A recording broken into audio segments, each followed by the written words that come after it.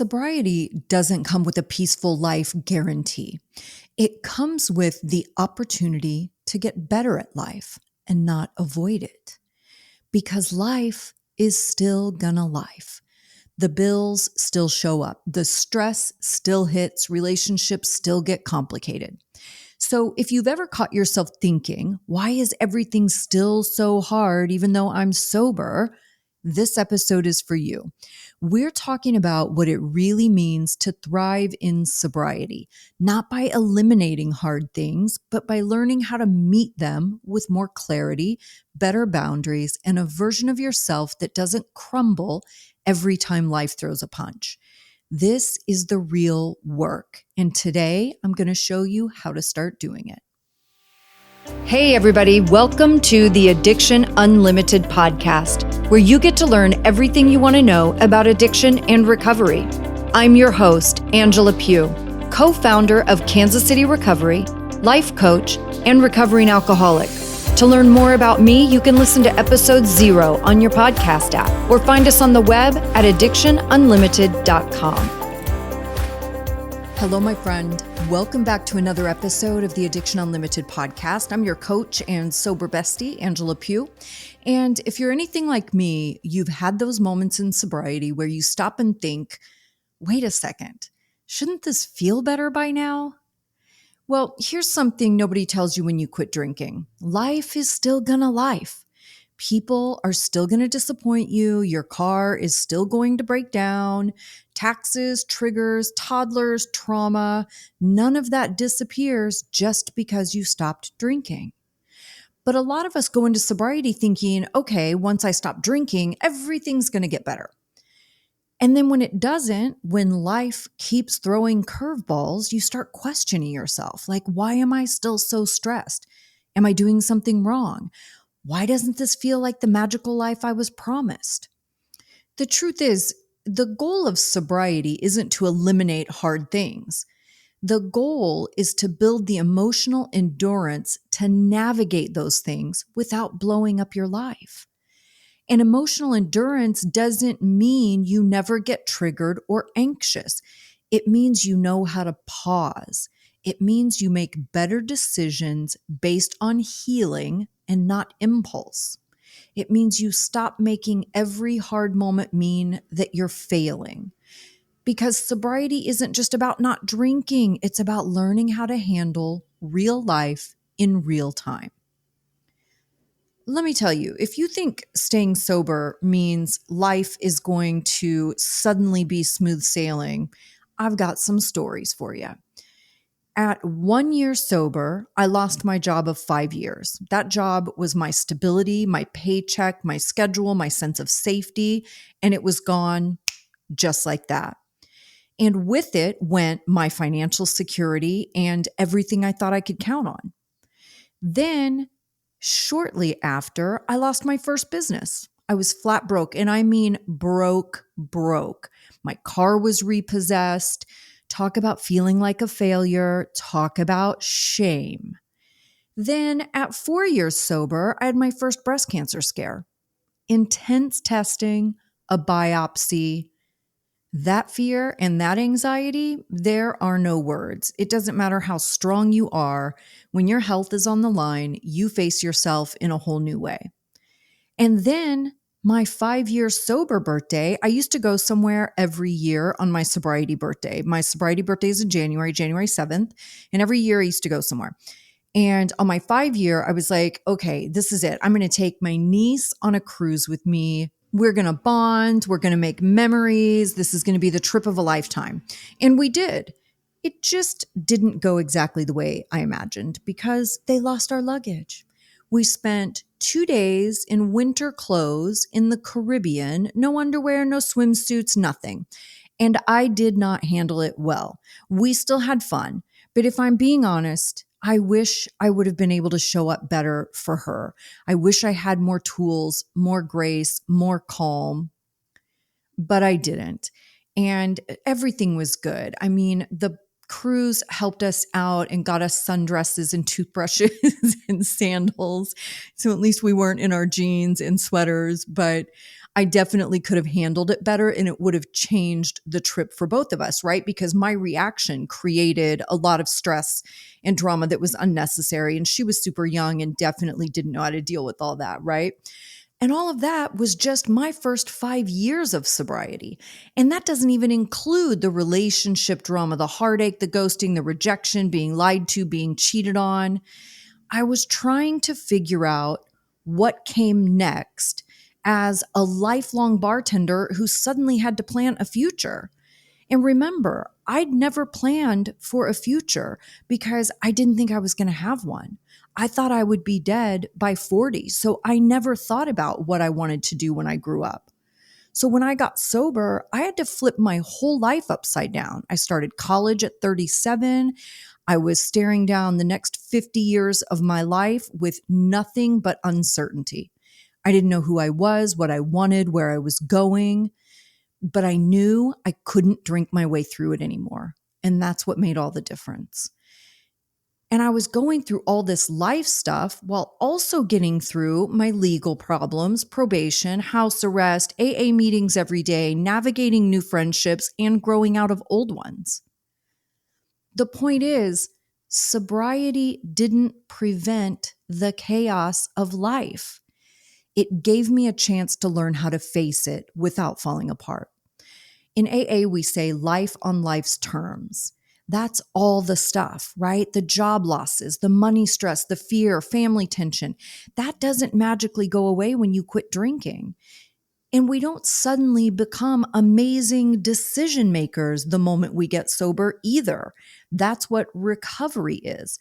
That's the real work. Learning to deal with it all without checking out, melting down, or blowing up your life.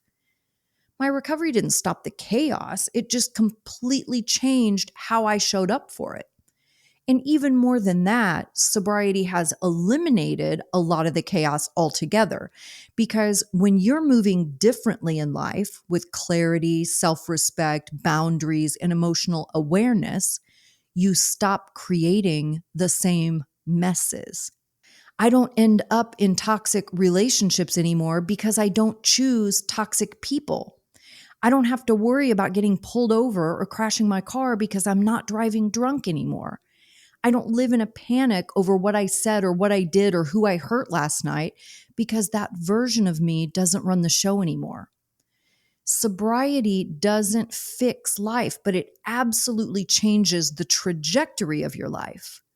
You create less chaos, you recover faster, and you start to realize this isn't just about not drinking. It's about becoming someone who handles life with strength, honesty, and peace, no matter what it throws at you. The truth is, life doesn't just throw a few dramatic curveballs and then give you a break. Most of the time, it's a slow drip of pressure, right? The kind that wears you down in ways people don't see. It's the chronic pain that no one understands but you. You show up, you smile, you push through, but inside, you're exhausted and resentful because just making it through the day is a full-time job. It's the caretaking for a parent, a child, or a partner that leaves you emotionally drained and guilty and overwhelmed all at the same time. You're pouring from a cup that's been empty for months and somehow still blaming yourself for not doing enough. It's the marriage that feels more like a roommate situation than a relationship, and the confusion of not knowing what to do about it. It's the breakup that wrecked you, the friend who ghosted, the loneliness that creeps in even when you're surrounded by people. It's the teenager who won't talk to you or the toddler who never stops. It's the tension that builds until you feel like you might snap, not because you're not sober, but because you're just human. Or it's the job that drains you, the boss who micromanages, the business that's struggling. Or maybe it's the fear of losing it all because you've been there before and you're terrified of going back. This is life on life's terms. And none of these things are about sobriety. They're just life. But when you're sober, you feel all of it. There's no numbing, no buffering, and no zone out option. That's why this next part is so important. Because not drinking is incredible, it's brave. But if you're not actively doing the work, building skills, developing emotional endurance, creating structure, then sobriety can feel like an uphill battle. Not because sobriety is hard, but because life is hard. And without the option to numb out or escape, you finally have to face it. And most of us never learned how to do that. We were taught how to hustle, how to please, how to pretend everything's fine, but we were never taught how to sit with discomfort, how to process emotions, or make decisions that actually serve us in the long run. That's why not drinking isn't the finish line, it's the starting point. Sobriety takes away your escape hatch, and that's when real growth begins. What people don't realize is, we didn't stop drinking and suddenly become bad at life, right? We stopped drinking and lost the only coping mechanism we ever had. That's why sobriety can feel so raw and uncomfortable. Alcohol wasn't just something we did for fun, it was the way we dealt with everything. We used it when we were sad, bored, anxious, angry, lonely, frustrated, unfulfilled, but also when we were happy, excited, celebrating, or proud of ourselves. And that's something people don't talk about enough. We don't just struggle with negative emotions, we struggle with all emotions because even the good ones can be triggering. You get a raise and you feel proud of yourself, and then you suddenly wonder, do I deserve this? Or you meet somebody new and you fall in love and you're super excited, and then a little panic sets in and you think, am I going to screw this up? Or something finally goes your way and your brain wants to jump in and go, oh, when's the other shoe going to drop? That's not because something's wrong with you. It's a sign you never learned how to feel your feelings without running from them. And that's not your fault. Most of us didn't grow up in homes where people talked about emotions in a healthy way. Nobody taught us how to sit with discomfort or process feelings or make choices from a grounded place. But that's exactly what recovery is. It's learning how to feel without losing your shit. It's learning how to stay in your own skin even when it's uncomfortable, and practicing new skills over and over until you get better at living. That's the work. Now, let me give you some tools to help you get started. What does doing the work actually mean? I just had a client of mine in my 6-week program ask me this a few weeks ago. Like, what does that mean, doing the work? If you've been white knuckling your way through life just trying not to drink, you might think you're doing a lot. And in some ways you are. But staying sober isn't the whole picture. It's not the final destination, it's the foundation. The real work is what you build on top of that. So here are a few signs you're not doing the work yet, just so we're clear. You're constantly overwhelmed but can't pinpoint why. Your coping strategies are scrolling, snacking, isolating, or zoning out. You say yes to things you don't want to do, and then you feel resentful. You're triggered daily but keep blaming other people, or you're stuck in the same emotional loops over and over and over. That's a sign you haven't been taught what to do instead. Doing the work means getting honest with yourself, not just about drinking, but about how you're living. It's creating a daily routine that stabilizes your emotions and your mindset. It's learning how to pause and respond with intention and stop reacting from old patterns. It's building boundaries to protect your peace and your sobriety, developing self-trust so you're not looking outside yourself for validation. This is the stuff that makes sobriety feel sustainable. It's what moves you from I'm trying not to drink to I'm building a life I don't want to escape from. It's also why people say just not drinking isn't enough. Because if you're not changing how you think, feel, and make decisions, then sobriety will feel like a constant battle. That's what I talked about in a recent episode on what it really means to be a dry drunk. It's not about being judged or labeled. It's about recognizing when you've taken away the alcohol, but you're still living with the same patterns, the same emotional reactions, and the same chaos. The good news is you can change that.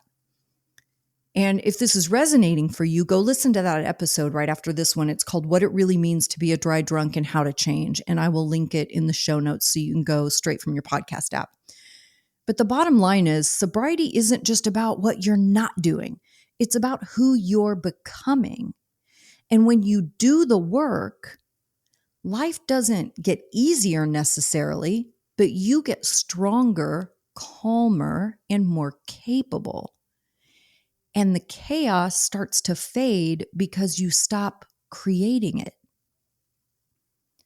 When you stop drinking, you take away your number one coping mechanism. That means you need to replace it with actual tools that help you get relief, feel stronger, and more capable when life gets messy. So I'm going to give you 3 ways to start building emotional endurance starting right now, today.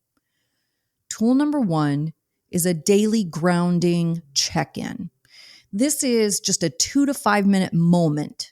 You could do it in the morning or you can do it in the evening. And just ask yourself, like, what am I feeling right now? What do I need to do today? What's one small thing I can do to support myself? Most people are overwhelmed because they're totally disconnected from themselves. This check-in puts you back in the driver's seat. It helps you respond to your life instead of just reacting. And pro tip, write it down in a notebook. Seeing your thoughts helps you track patterns and feel more in control. Tool number 2, boundaries equal peace, not punishment. This is a mindset shift about boundaries, not as walls or ultimatums, but as a way to protect your energy and peace. If you're overwhelmed or resentful, it usually means a boundary is missing. And if you want to reduce chaos in your life, this is where it starts. So I want you to practice this mantra. I protect my peace by choosing where I place my energy. That puts you fully in control. You are choosing where you place your energy, and you're choosing who you let into your energy, right? So again, I protect my peace by choosing where I place my energy. Tool number 3, build a simple recovery routine, a daily rhythm that includes something for your mind, your body, and your spirit, even if it's just 10 minutes. You don't need a perfect routine. You need a consistent one. It could be journaling, a podcast, prayer, stretching, going for a walk, texting with your sober bestie, whatever keeps you connected and anchored. That's the work. And pro tip, this is exactly the kind of structure that separates thriving in sobriety from surviving it. These actions, actually taking the actions, that's doing the work. It requires action. Do the work. Using tools isn't about doing it exactly right every day of your life. It's about practice and being prepared. When life gets hard, and it will, emotional endurance means you don't fall apart. You pause, you breathe, and you choose what happens next. And that is how you change everything. Sobriety doesn't make life go easier on you. It gives you the opportunity to get better at life. And it starts with understanding that you're not failing because you're struggling. You're simply navigating life without the only coping tool you ever had. Of course, it feels hard. Of course, your emotions feel big. There's nothing wrong with you. You're just learning how to feel without running, reacting, or numbing. That's the real work of recovery. Building the skills you were never taught, practicing new responses, and learning to stay steady when life keeps lifing. And the more you practice, the more you'll start to feel a real shift. You'll stop living in a constant state of overwhelm. You'll feel calmer, clearer, and more in control. You'll make decisions that protect your peace. You'll walk through hard days without unraveling. And one day you'll look back and realize this isn't just about not drinking anymore. It's about becoming the version of yourself who doesn't need to escape. That's what emotional endurance looks like. That's what thriving in sobriety really means. And listen, I want to be really honest with you. Practicing tools like these won't fix everything. They're powerful, yes, but they are not magic. Because the truth is, most of us come into sobriety with decades of dysfunction. And I say that with compassion, not judgment, because I'm right there with you. We grew up with distorted beliefs about feelings. We grew up around unhealthy relationships and emotional chaos we thought was normal. We're insecure, we're people pleasers, we're codependent, impulsive, angry, self-absorbed, addicted to instant gratification, and buried in guilt and shame. Of course, it feels overwhelming. It is overwhelming. And we can't fix all of that in 30 days or with a couple of podcasts. And that's where the real frustration in sobriety often starts. You are showing up. You're listening to the shows, doing the challenges, going to the meetings, reading the books, but you're still not feeling relief. Not because you're doing it wrong, but because healing happens in layers. In AA, we say more will be revealed. And it's true. The longer you stay sober, the more you see, the more you feel, the more you understand what's underneath it all. But here's the thing. You can't do deep emotional work if you're falling apart every time life punches you in the gut.